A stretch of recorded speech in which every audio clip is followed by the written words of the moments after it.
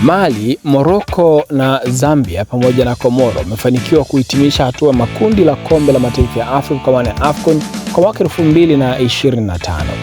Morocco na Mali ndio waliofanikiwa kufuzu kwenda hatua ya mtoano ya kundi hilo A la kombe la mataifa ya Afrika kwa maana ya AFCON. Mali amemaliza akiwa nafasi ya pili akiwa na alama 3 baada ya kupata sare michezo yake yote mitatu. Lakini pia timu ya taifa ya Morocco wenyeji wamemaliza wakiwa na alama 7 baada ya kupata ushindi mara 2 na sare mara 1. Zambia na Komoro wao wamemaliza wakiwa na alama 2 kila mmoja baada ya kupata sare katika michezo miwili na kupoteza katika mchezo mmoja kila mmoja.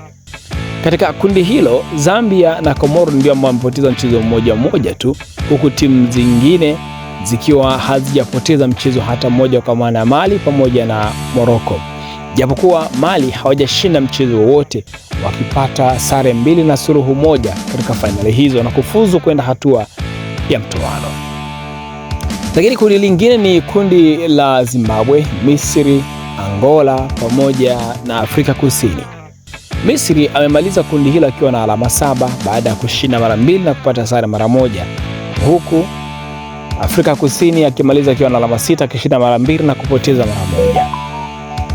Misri alishinda mechi zake 2 dhidi ya Afrika Kusini pamoja na mechi dhidi ya Zimbabwe, akisare dhidi ya timu ya taifa ya Angola ama kisuluhu bila, wakati Afrika Kusini alishinda dhidi ya timu ya taifa ya Zimbabwe, alishinda dhidi ya timu ya taifa ya Angola, akashinda tena katika mechi yake nyingine dhidi ya timu ya taifa ya Zimbabwe.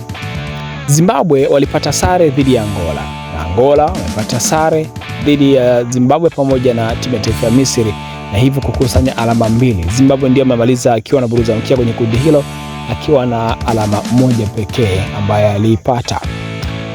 Hatua hii inaendelea kwa mechi zingine ambazo zitaendelea kuchezwa tena kuhitimisha hatua ya makundi kutafuta wale watakaofuzu kwenda hatua ya mtoano. Hii ni Trevor TV, mimi ni Mbushi Kulasa.